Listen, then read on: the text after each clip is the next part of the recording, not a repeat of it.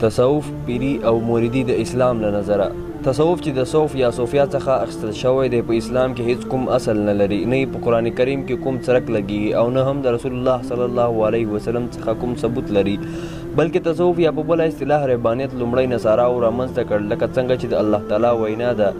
ژباړه او رهبانیت هغوی په خپله رامنځته کړ، موږ هغه ورباندې نه و فرض کړی، خو د الله د رضا په لټه کې هغوی په خپله دغه بدعت راویست او بیا د هغه رعایت چې کوم حق و هغه یې ادا نه کړ. په دې آیت کې دا خبره ښودل شوې چې عیسویانو دا د رهبانیت بدعت په خپله رامنځته کړ، الله تعالی هغوی ته په هیڅ کوم آسماني کتاب کې د دې لارښودنه نه وه کړې، نو کوم رهبانیت چې نصاراو رامنځته کړ هماغه رهبانیت بیا د وخت په تېرېدو سره دې امت ته هم په تدریجي ډول رامنځته شو چې اوس ورته تصوف یا په بله اصطلاح طریقت هم ویل کیږي.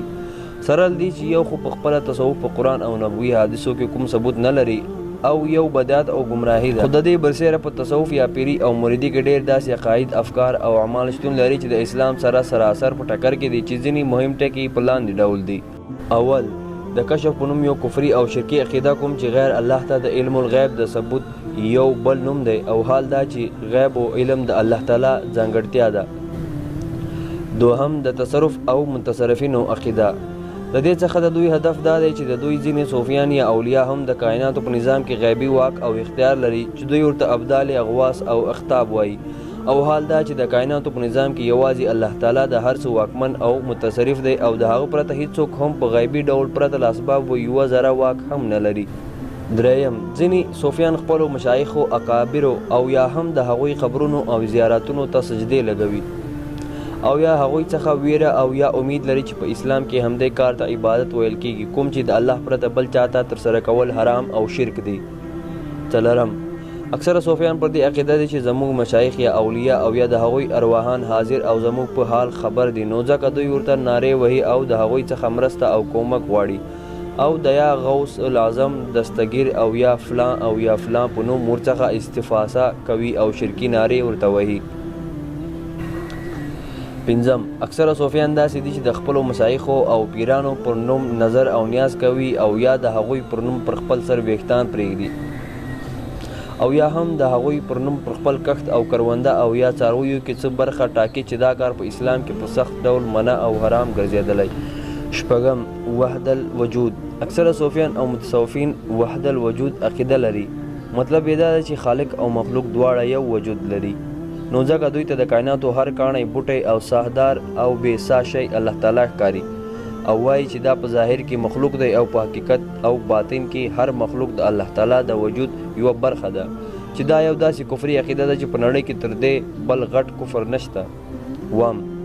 همدا ډول ډېر صوفیان د خپله ځان خلکو ته خود ساخته اذکار، دعا او منترونه جوړ کړي دي کوم چې په اسلام کې هیڅ شتون نه لري، لکه هو هو، ذکر او داسې نور.